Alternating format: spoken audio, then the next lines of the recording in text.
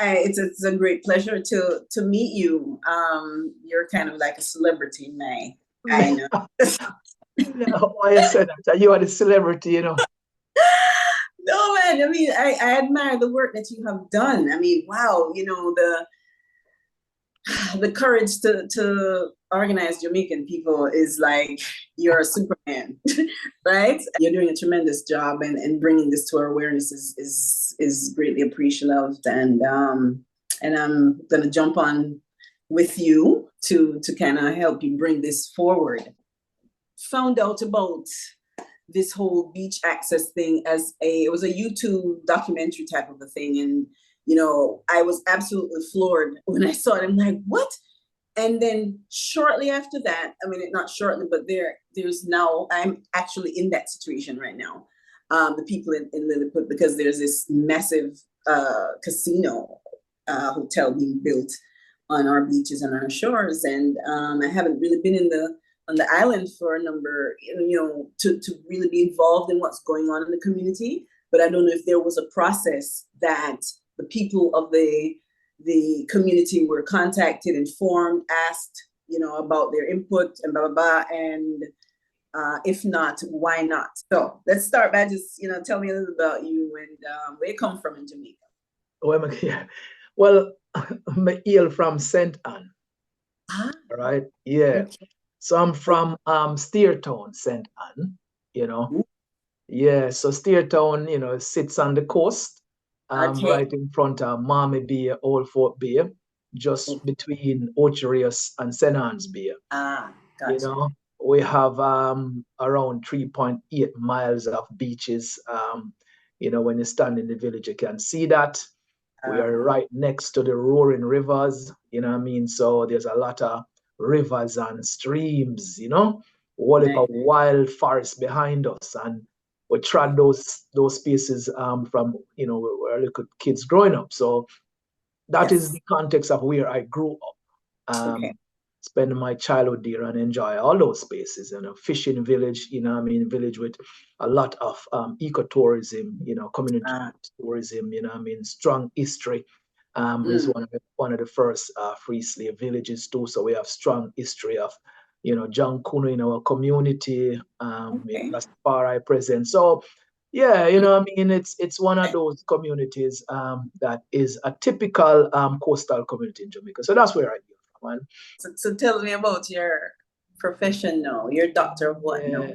So I am a biochemist immunologist by training, right? So I have a PhD in cellular immunology. So let me pay respect. You know, I mean, I did my undergraduate work at the University of the West Indies. Okay. And yeah, you know, great institution.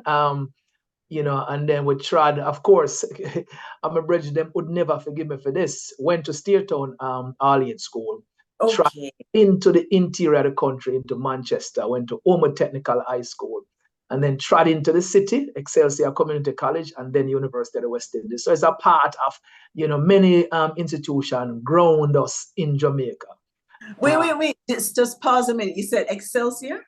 Excelsior Community College. I will just want to let you know that the founder of Excelsior, A. Wesley Powell, is my godfather.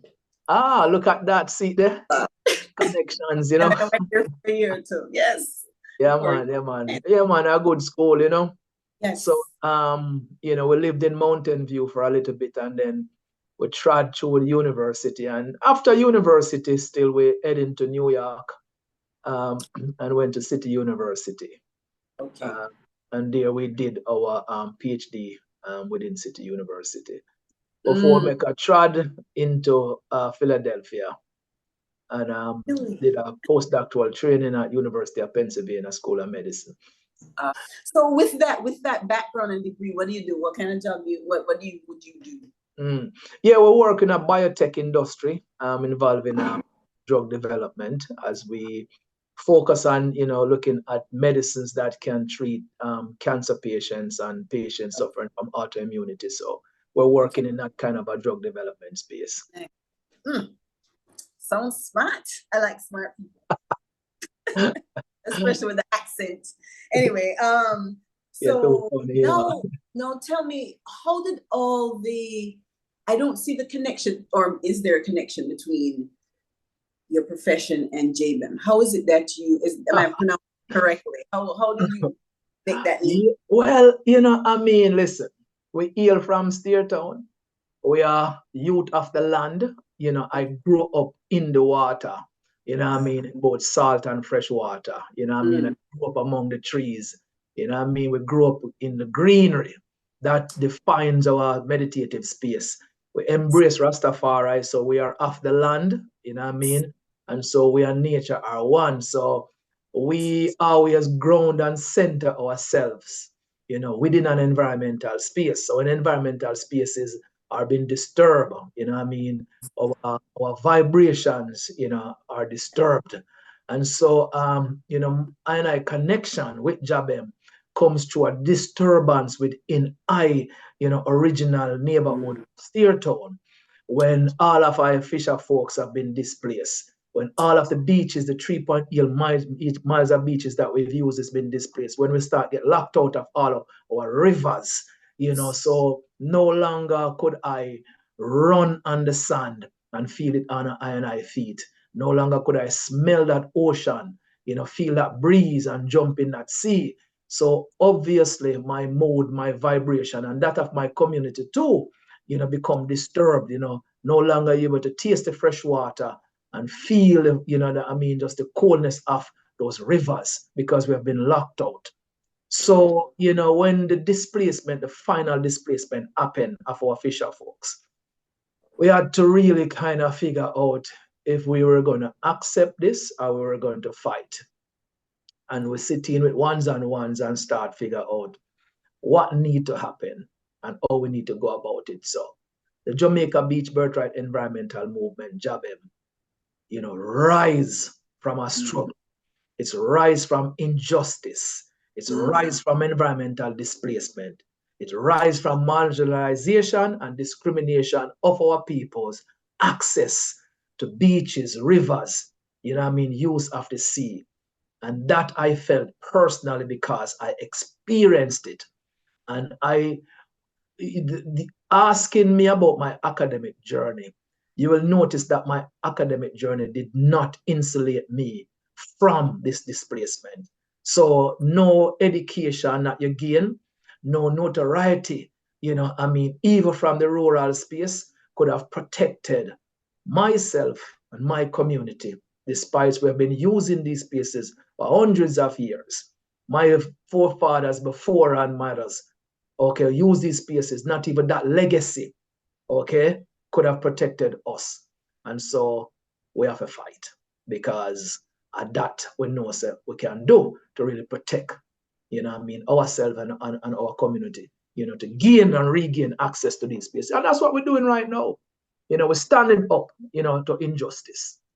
We're seeing this all over the world right now. I mean, it's just incredible how governments are just imposing their will on people. They have to be reminded that they are the voice of the people. What has JaBBEM done so far in terms of beach access rights in kind of protecting Jamaicans' rights?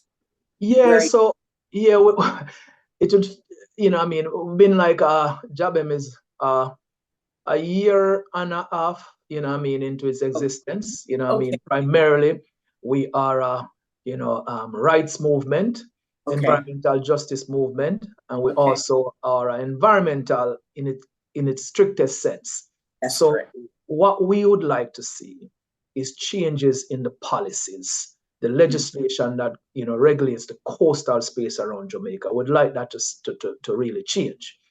And of course, the legislation, which is the Beach Control Act of 1956, does not give Jamaicans any right, to access the beach, to bathe in the sea, to walk along the shore, to fish.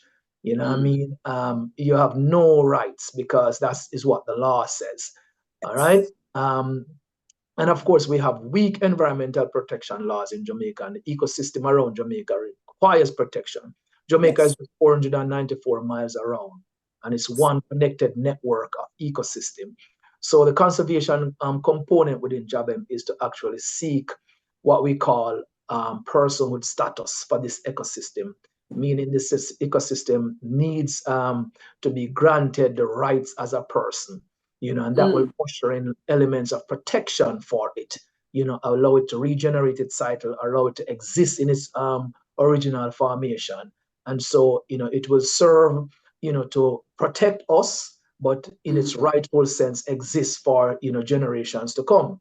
So we are operating on that level, and we're operating on the justice level, the rights level. It is within it's our human rights to be able to access our beaches and our rivers. And what is preventing us from doing so right now is the way the legislations are set up in Jamaica, where we don't have those fundamental rights.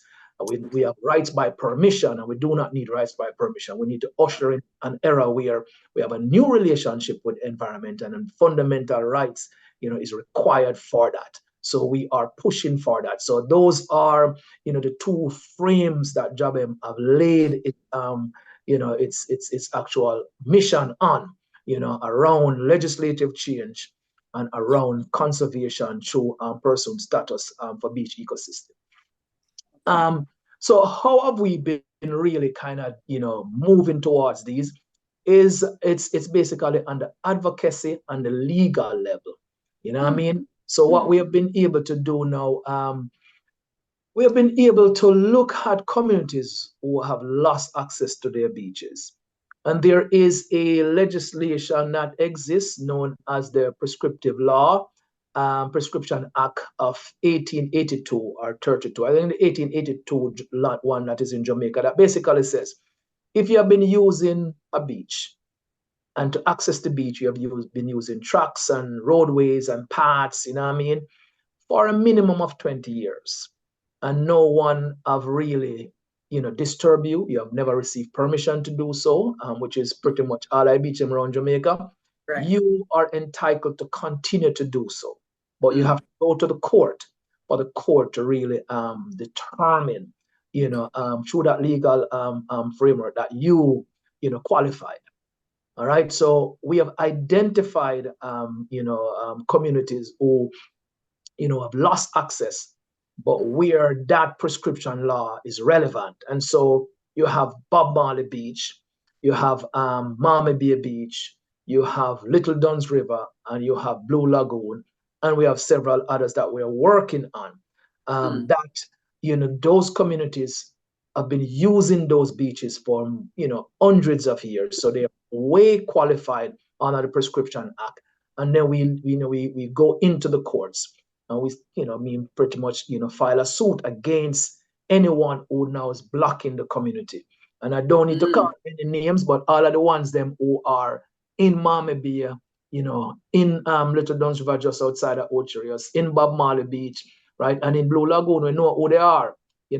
Just need to check the court case. So we have taken these people to court by saying that you cannot deny Jamaican access, to those spaces. And so on that legal level, JaBBEM is pushing back at the displacement. And if we had the resources, if we had the funding, we'd have just rip the whole thing apart across the island, and change the whole laws. And that's where we're going. So the legislation have to change. It's a political one, and we don't scared of the political space. I wants to know that the changes in the law is going to require a political solution. And we are pushing, the system to make that change. So we function there.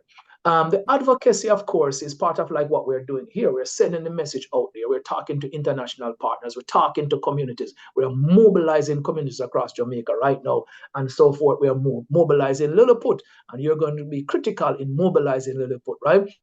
We've mobilized several other communities across Jamaica to say, with JaBBEM's local mobilization, officers will go in, talk to the communities, educate the communities about the need, to really, form their association, to come together and really to push back at any displacement.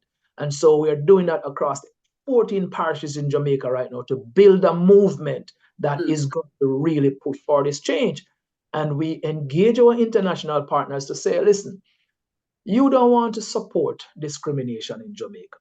Yeah. So when you're coming to Jamaica and you're going to stay at a resort or hotel or some places that is going to look flatly at a Jamaican and says, well, you cannot walk on this land and access the sea. You have to ask yourself the question, if that's what you want to do. If you would like to stay, support resorts that deny Jamaican citizens from going on their own beaches. That's a soul searching thing. We know you want to enjoy your thing, but you must do your homework. And just like we top the system of apartheid in South Africa, when you have a model, right in your backyard that is, on the basis of just owning the land that adjoins the ocean, denying, the descendants of enslaved African the right, to swim in the sea, walk along the shore, to fish there, then you are complicit,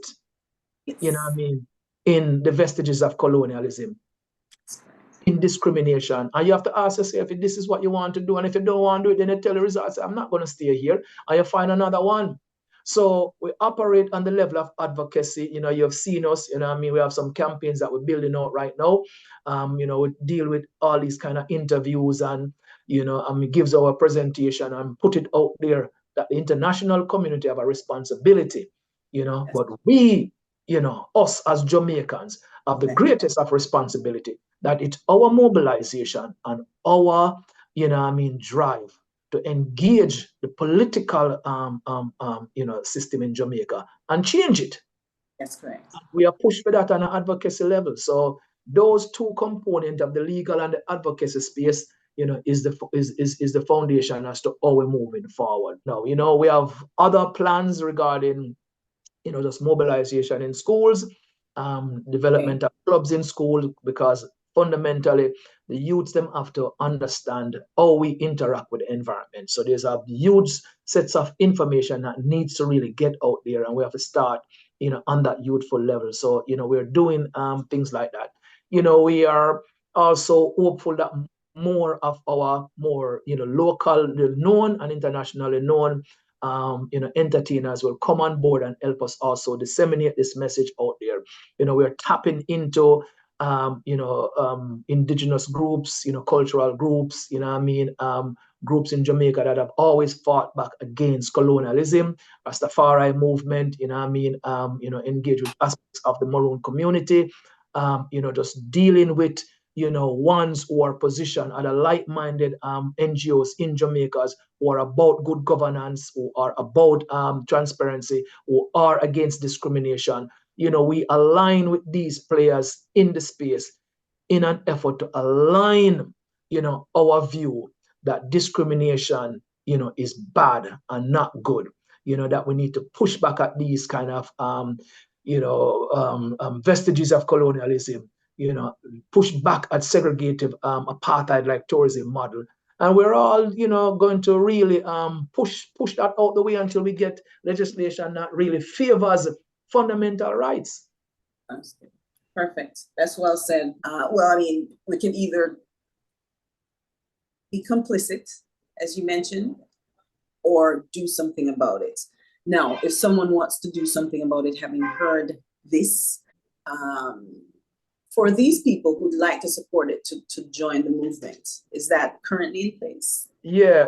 We have on the site, they can sign up, and many folks have signed up, right? And we're building a skills bank because we're going to need that for the big push. All right. We need some writers, we need some content creators to help us, develop things that, we can use to broaden the reach of the the mission right here. So so the international space, local space, can really go on our website and join up. We have petition there as well. We have a petition out there about just freeing up beach access to Jamaica. It is basically save Bob Marley Beach and keep Jamaican Beach open. I think that's the title of it. So they can sign up and sign a petition that goes to the leadership of the country, as well as addressed to the King of England, because Jamaica is still it's still the King of England is still the head of Jamaica, whether we believe it or not. It is so. So we are sending a message there also. We have also a GoFundMe page to really help for the legal battle, for the advocacy. We want to run some billboard campaign across the country, because a lot of this, it's kind of like people hard to believe that Jamaica is an island and everybody on the island cannot access the sea. It's kind of ridiculous, right? But it is true. And so, we have a lot of Jamaicans who live in the interior of the country that we need the message to get to them, because this fight is the fight for the soul of Jamaica. If truly going to really be free, then the whole space needs to be free. So we're doing that, So the international supporters can do that. International supporters, outside of them skill sets, outside of helping with this petition, is spreading the word out there. Just get it out that in Jamaica, Jamaicans do not have the right to access their beaches. And if we have ones out there who are attorneys, would like to get some more of you on board to really, we have some other ideas about how to really rattle the system, and we need those skill sets to do so. As I said, we need the content creators. We need the ones that who can really write well. We need to get this news out there. We need some researchers to really come in. We just brought on an environmental scientist who is going to help us understand the health of the coastal spaces around Jamaica. So we need some more that. We need some youth who are in their early, university, training to really come on, because, when I check it out, all about ones go beach and just enjoy themselves and don't, some of them fall in a privileged class. They're middle class or upper class, and for them, it's not a problem. They can pay their money and go. And they really don't use it like, on a regular basis. And those of us who live along on the coastline, my family is big. There are 9 of us. And even if it's like $200 or $500, growing up, we go beaches like 3 times a day. You get up in the morning, you run, go beach, you take a swim, you come up, the village might hot, and you might say, I'm going to go cool off, you go beach again. And then at the evening, you go play some ball and you run with your brethren. Now, imagine you had to pay 3 times to go to the beach, and it's $500. And you look at what minimum wage is, and a family of 9. So the way how we use the beaches, we cannot pay to use them. All right. So no matter what they may say, well, no problems, you can pay a $200 or $300 or $500. Some places $1,500. It's not practical. No. There's tons of money that is in the Jamaican system to really, environmentally protect beach and allow them to be free. So, we're just saying, if you're in positions, that is influential, join the fight. It is one of the good fights that are left that is pure and true about fundamental rights. We can't live on an island and don't have the fundamental rights to access beaches and rivers. Wow.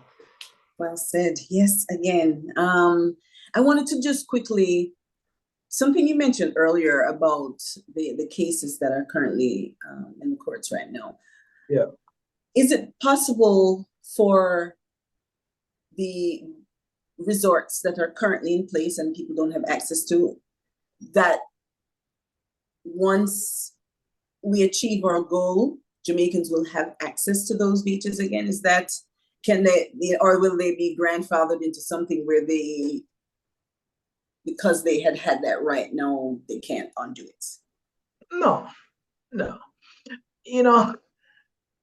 The Beach Control Act of 1956 said no one, right, have right in and over the foreshore.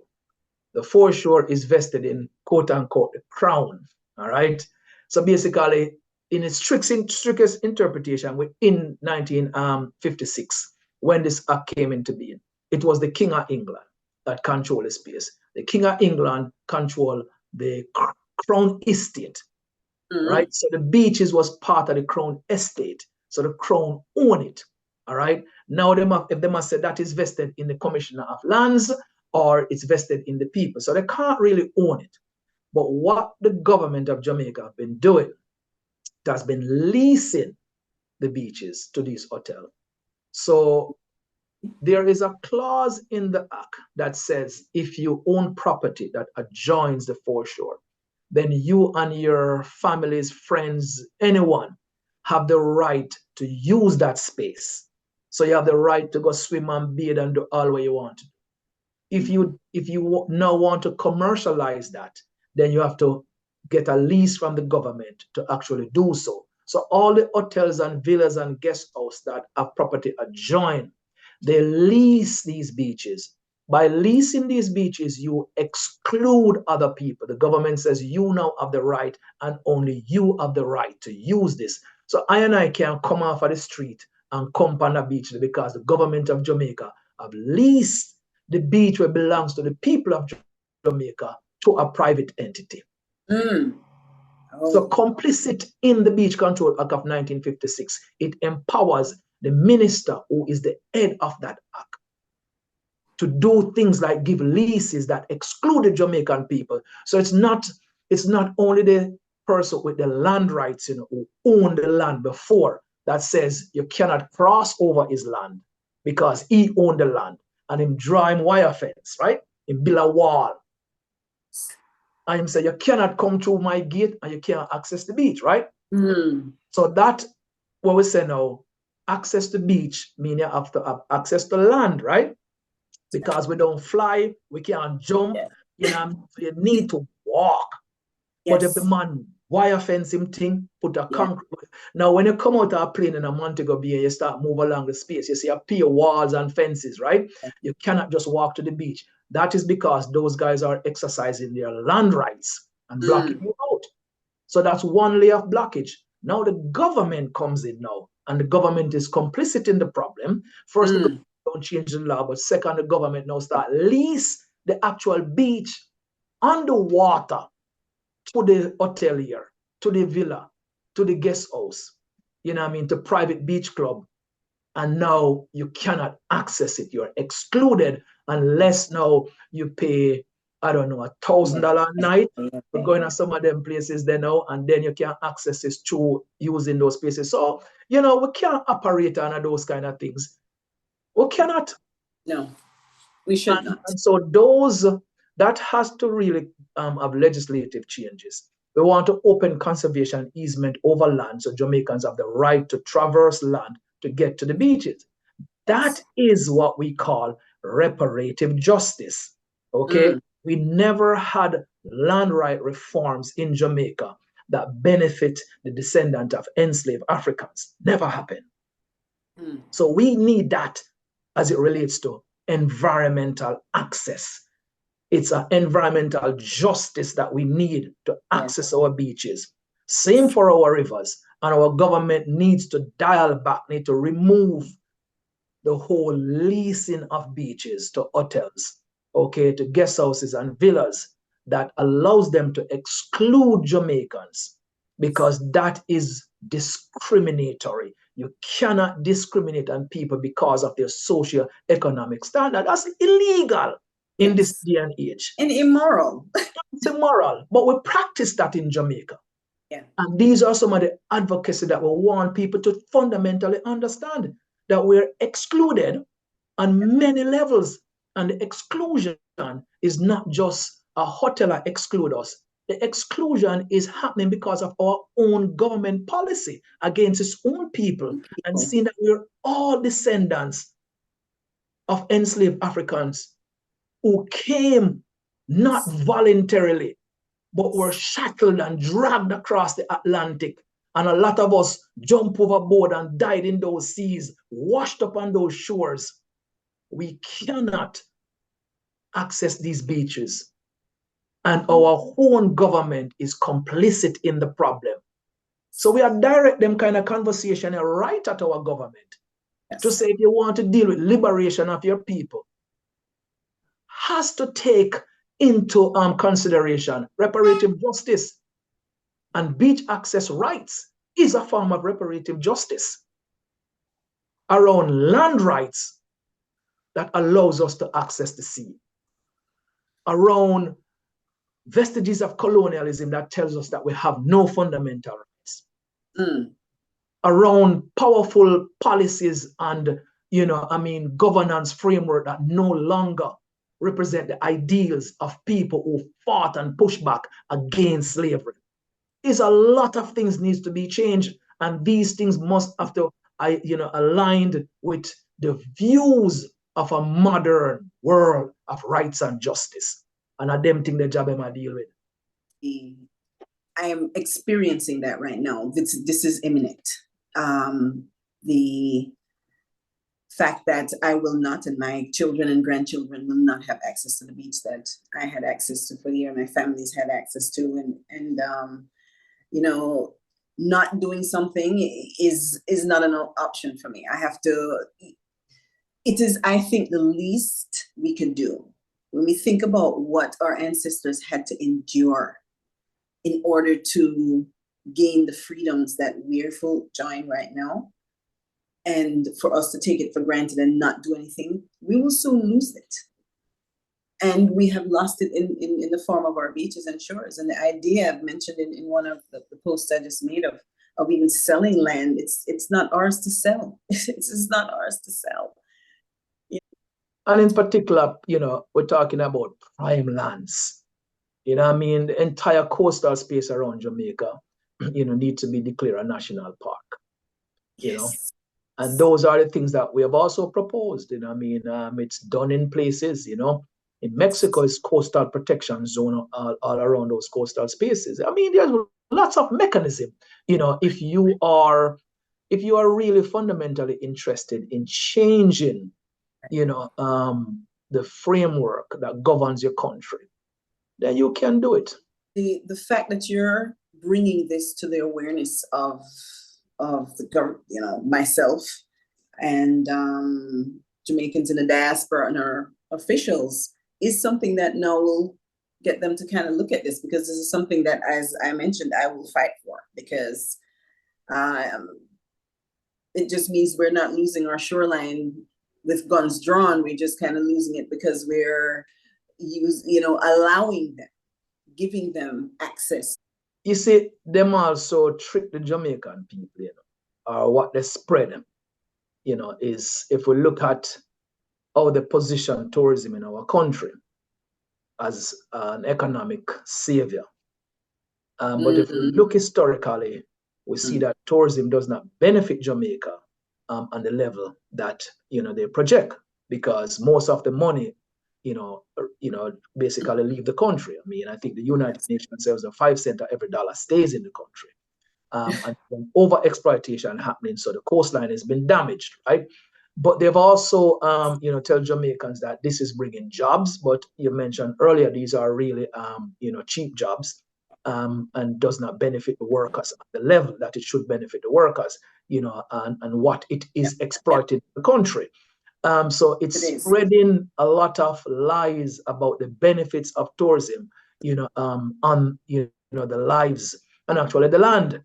We have not seen build out new schools and hospitals and roads and infrastructure on a scale that would now drive alternative sectors of growth and development, which is based in science, technology. We don't see indigenous industries growing up in the country as a result of investment in tourism dollars. Dollars comes into the country, don't enter the country. But the money that they make, of course, is staying overseas. And they build all these hotels. All the top layers are controlled and run by international organizations. And our people are just getting trickled down. So it is not, but that has been sold to us for years and years and years. And the government have done a very good job at positioning this as the salvation. And it is not. And we come now and I try to take that, veil of the ones them face to say, no, it is not. And that's also my concern when we're talking about this casino. I've been to Atlantic City, you hear about Vegas, and I'm going, where is the benefit? I'm just considering how exploitive people can be. And when we talk about the elites, they find spaces and position themselves in places where people are very vulnerable. and they can, exploit them and just kind of leave and go away. And who's protecting the women and children in this community when we have casinos and those who frequent casinos coming into our communities? Definitely, if our government is making decisions, it need to be on behalf of the people, and they need to keep the interest of the people in the forefront. You're absolutely right about the hotel industry. I can't think of anything also good that comes out of that industry and that is beneficial to the people of Jamaica. We need to look into that as well. This is going to hopefully open some other dialogue and conversation about what other avenues of income can be generated in order to kind of push our country into where the world is kind of moving into right now, science and technology, and but also keeping nature as a part of that, because that is what Jamaica is known for, And that brings into focus really kind of tourism that Jamaica practice. You know what I mean? We practice, as I mentioned, apartheid like tourism that exclude the populace. We have to move away from that. Tourism is not a bad thing, No. All right. It needs to be regulated. All right. It's an exchange of ideas. You know what I mean? We all travel to other spaces, meet the citizens of those countries, sit down, talk to them, exchange ideas, and you know what I mean, that's how we get to know each other, across the world. So it is very good. But it's when you practice a model that create these enclaves, these quote unquote prisons that lock away the people. And then, the locals, if you will, the citizens of the country suffer as a result of that by being excluded from the resources of the country. The resources of the country has been overexploited and damaged, and also whatever, learnings, whatever exchange in commerce is not happening between the regular people. It's basically the rich in the country just getting more and more and more. So that model we don't like. You talk about casinos, and what we're also seeing in Jamaica is lots of condominiums now being built, in and around coastal spaces, high rises that are costing millions of dollars, where not Jamaicans can afford these things. So Jamaica is now looking like a Miami or a Monte Carlo. All these places where big condos is going to be built around our coastal spaces, putting pressure on our environment and our water resources. We just cannot live like that. It's not a sustainable way to live. You said it's a very beautiful countries of mountains and rivers and lots of flora and fauna. We want to preserve our greenness. We want to protect our island, and we can grow industries there. Industries that is reliant on our biodiversity to drive our economy. And these are the kinds of things that we're also saying out there. That we need to grow our indigenous industry from, creation, from flora, fauna, herbs, all these kind of things, and scientific levels. We can do those kind of things. There's nothing is stopping Jamaicans from growing on this level. But if we focus and concentrate just on tourism, just on condominiums, just on, luxury homes, we're not really doing anything. We're economic damage, exploitation of its people, environmental damage, and that just don't lead anywhere good. You just really been hitting the nail on the head in so many, and you're articulating it so clearly. I'm at a loss for words. I'm kind of stumbling over myself because I'm like, wow. But you're really expressing this and bringing this home in such a poignant way that is will resonate with those Jamaicans who are here and those who are abroad. The island is a living, breathing entity itself, and we want to preserve that as we're engaging with it. The earth is a living, breathing organism, was here before I and I came, and so we have to protect it.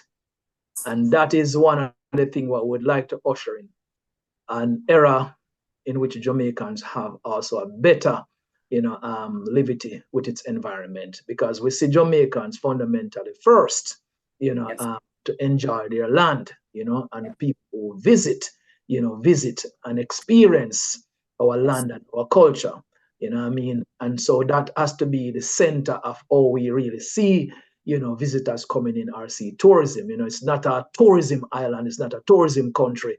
It is a country that is a farmer slave plantation. What I mean? And we can see what the slavers did to their own continent when they destroyed everything, what I mean, and usher in colonialism and capitalism, which is just destructive in nature. Go in Africa and see how Africans live. They did not see this over exploitation. We live with the land. What I mean? Now we are domiciled in Jamaica. Now, we need to really center ourselves and protect our island. And ones who come need to respect that. But what we really need is leaders, governance, government that is sensitive towards its people and its environment, and knowing that fundamental rights around environmental justice needs to be the cornerstone, as to how we protect people and protect nature, and so, as JaBBEM really mobilize communities across Jamaica, and most of what we're doing right now is on the coast, but we have high importance also about our rivers, within the interior of the country as well, that, we are very concerned about, the quality of our water supply. The other day we saw, and we were involved in Steertown, a roaring river, where they wanted to build on the Rayabuna watershed. And, the government had given, some more than 185 acres of land to, the company that built the North-South Highway. And they choose a watershed that they want to build a luxury, gated community on. And, the government actually is considering, an environmental impact assessment that, is one that looks whether or not something like this can be constructed there, and said there are mitigation methods that they can. The government should have rejected that, straight off. This property is adjoining to Duns River. It has so many aquifers, connected. It has so much forest there. It has so much rivers there. And at the same time, they are really entertaining the idea to build on there. And it's the same thing we see for places like Pinnacle in St. James. We have seen those kind of projects that have been considered. You cannot do these things, along the coast. We have seen it, they take out, just many of our mangroves. We see them things happening in Hanover. We see parts of it happening in St. Anne. You just cannot really build in those kind of ways. You can't do it. You can build inland and have access to the coastal space. You have to protect these things, but we fundamentally just need changes in environmental laws in our country. That is required to protect the environment. And of course, our people need to really cultivate, just how we live with our land. And for the most part, we are good.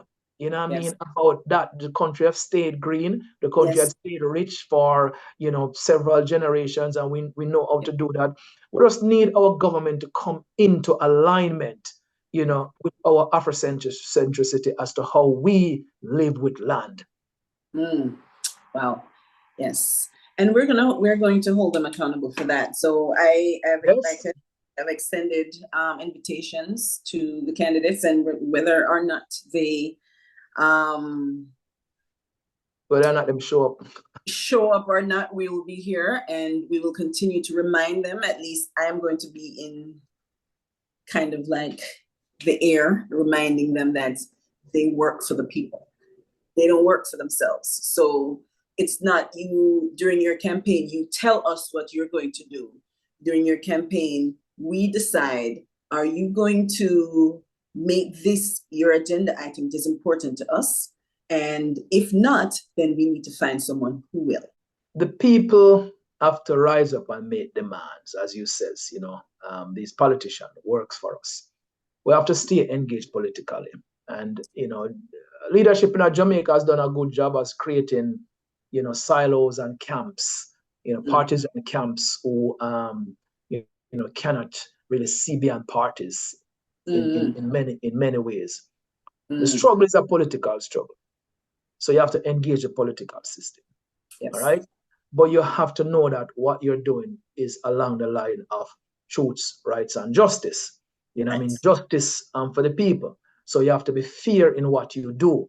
You know what I mean? It's not easy to run a country. So it's a task. You know what I mean? Sure. But through public and people participation, people That's view, correct. you know what I mean? And people have to say what they want.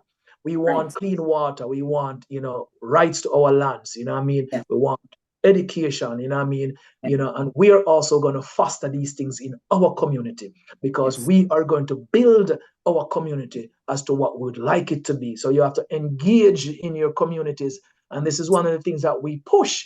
We push. That's why, you leading the arm of JaBBEM in Lilliput will push on environmental education as the right that we have this good relationship with our land, right to access these spaces because we're going to benefit in many ways. The space provide, meditative, therapeutic, food security. And there's also economics there, when, someone visit a country and can come off and walk in a community and come, enjoy some good, nice cooking, and do a little nature throw walk and let them kind of see how you're living in your space.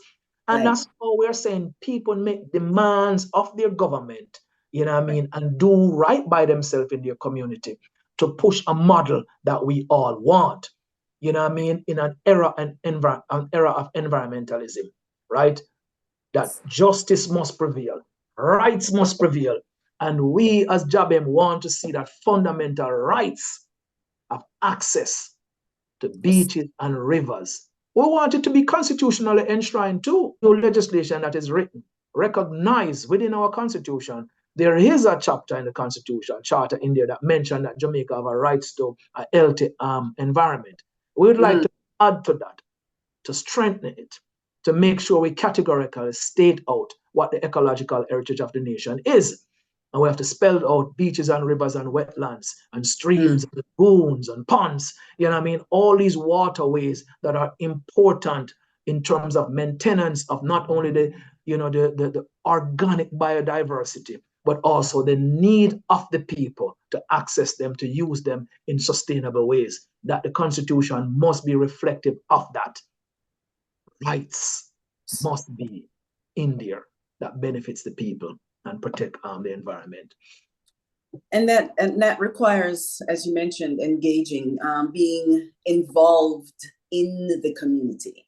And I'm sure that might not be something that's very easy, but it is something that I think is a worthwhile battle to do. It is for our people. We need it. We need representation.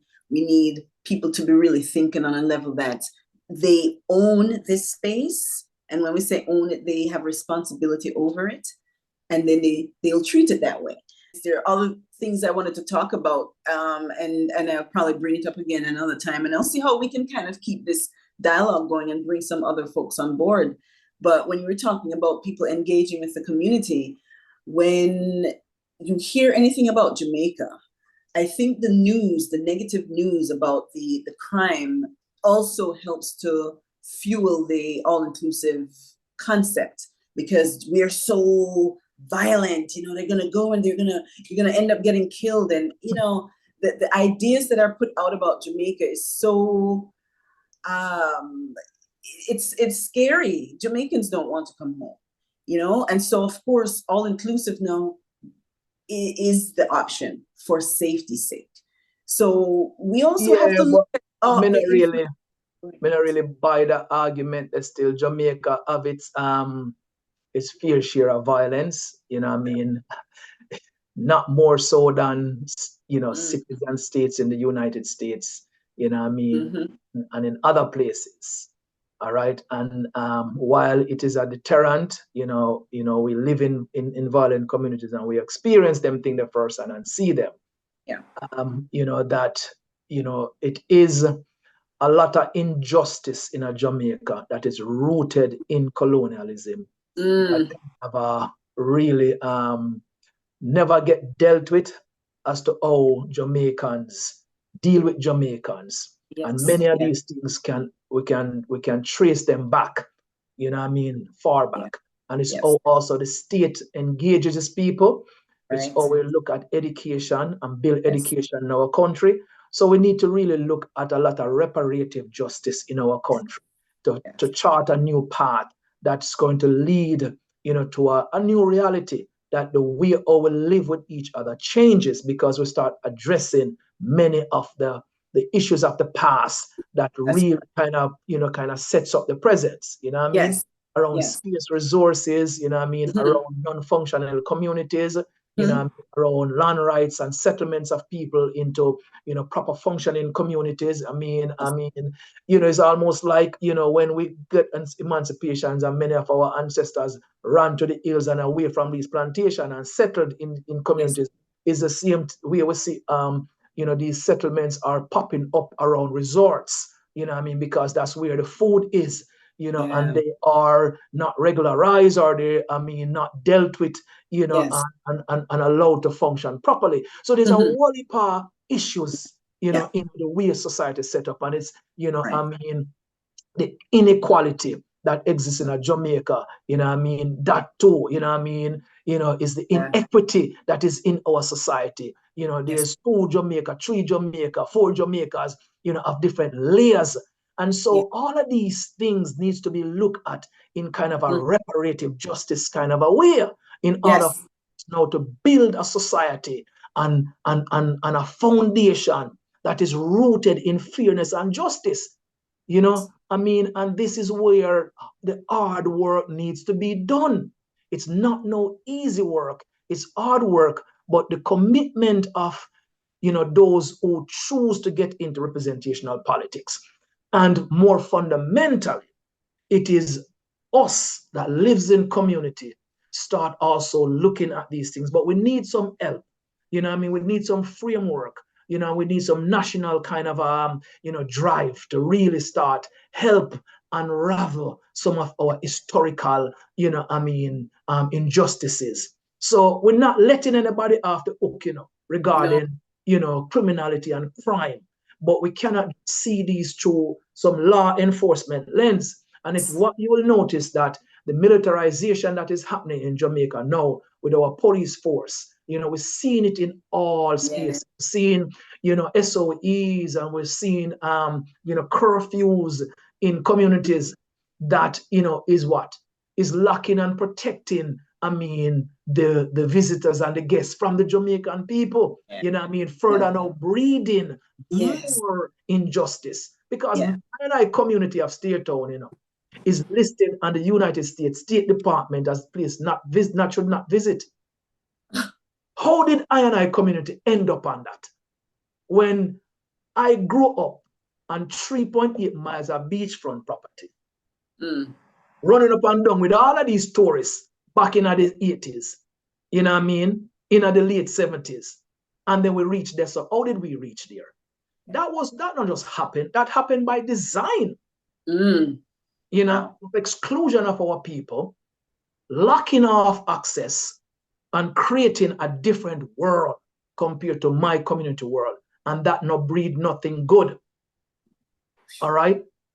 It don't breed nothing good. Exclusion is discrimination, fundamentally hurts people. Then you have all these kind of settlements start happening because, that's where some monies can be made.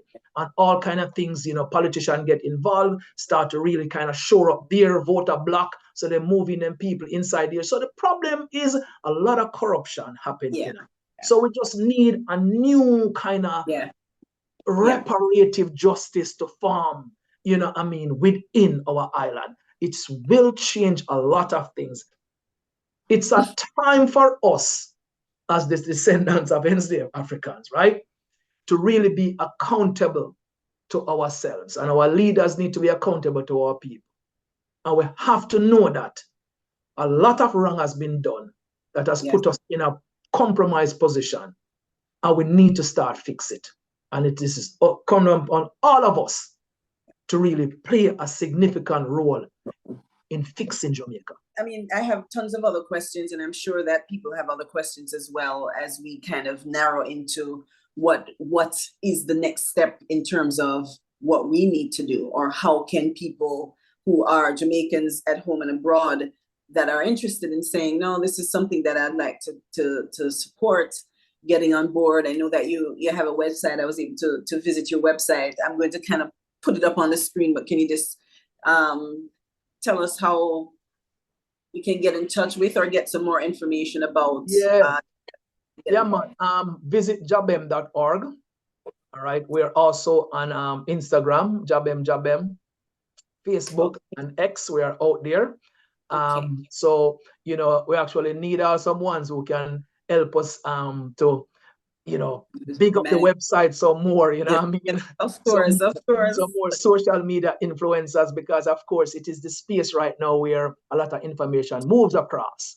Yes, so we need some help in that. And I'd say once just link us up, you know what I mean? And tell us where your community is, and just as you know, we get connected to my brethren them down in Hopewell, you know what I mean? Big up yourself, Jeremy, and you know, Mr. Banner. You know, we connected, and then we said, okay, you know, that's a community that we need to work with. That is kind of like, oh, we're organically moving across the island.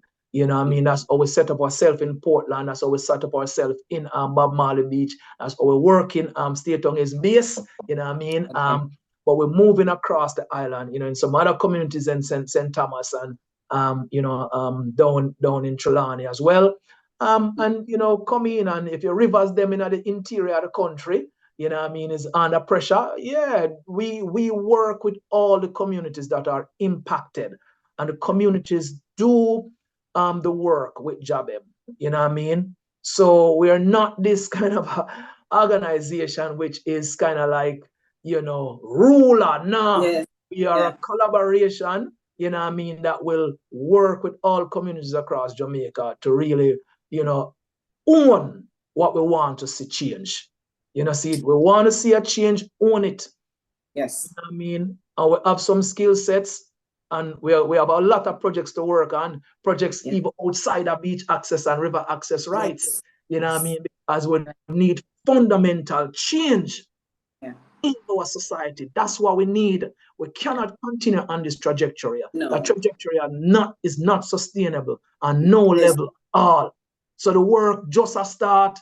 So if you want to be part of a mobilization that changes the framework of your country and set us on a path, you know, of just rights and justice to usher in a new future that's going to benefit environment, you know what I mean, biodiversity and people, then I think come a JaBBEM. Yeah. Sounds great. Well, thanks again. I'm going to let you go, and I'm going to look forward to Sunday. I'm going to be sharing this with the circle that I have and ask them to extend it out, you know how that goes. And then invite people on who may have some questions, to some direct questions that they may need or want to ask of you in terms of either getting involved with JaBBEM or some issues that they may have within their communities as well. So thank you so much, Dr. Taylor, for your time, for sharing all this, inspiring me to kind of step outside of my comfort zone. You know, Jamaica function a little bit different, but this is worthwhile battle. It is something that I feel like I have an honor to be able to kind of join you on this path. It's not only going to benefit me personally and the community and my children, but Jamaica as a whole. So I'm ready to do the work. That's what we love to hear, you know. A lot of work and a lot of stuff have been written about beach access in Jamaica. All right. And we have a lot of, you know, academics, folks, you know, who have written about these things, you know what I mean? You know, Dr. Carlin Cooper, you know, Diana McCalla, you know, we have Esther Figueroa who have made documentaries about these things, you know what I mean? Dr. Maziki Thames, you know, have written about these things. You know, we have, you know, Peter Esput, you know what I mean? A lot of ones. And of course, you know, Sister Kabu, you know, from IRFM, you know, I've been drumming this thing up for many, many years. And, you know, the leap has never really been made to kind of put that in action. And JaBBEM has benefited from these ones who have written about the injustices, systems of oppressions that we have faced in the country with respect to beach access. And we took a long time to figure out what path we could take. And one of the things that I need to say is that you have to kind of lose the fear around that you're going to get hurt or you're going to be armed, not only physically, but maybe economically, politically marginalized. And you have to just go out there and do the work. And it's something that we're doing. Now, it's not that we're kind of crazy, but the work have to be done. If we never have one of our ancestors first rise up and take a stance against slavery, then we probably are still now into it. Okay, and I can't imagine what they had to go through to do, to fight that fight, to get us where we are right now. And the mission is not yet finished. So what we are doing right now is a continuation of a struggle for our people's rights. But this time we're also going up against our own people who, are now partnering with external interests, and corruption in order to really keep us in this way. So we have to step out and get the work done, and it's not easy, but it needs to be done. Otherwise, it's not going to get any better. We're going to see in another 50 years, just mass erosion across the space, destruction, overexploitation of the entire coastal space and rivers, and everything mash up. And then they'll go walk away and leave us with, a damaged island. And then, again, where refugees start run. We already are run by millions because of, just economic things and instability in our society from, crime and violence. And then we're going to start run because our environment is now being destroyed. So we have to kind of sight the thing at a levels and kind of respond to it. So we welcome ones who feel empowered because they want to see the change. So Sunday we're gonna open this up again and have some other folks come by, and maybe they have some more questions, more direct questions of you at that time. So thanks again, and we'll catch you back on Sunday at 6 with the candidates.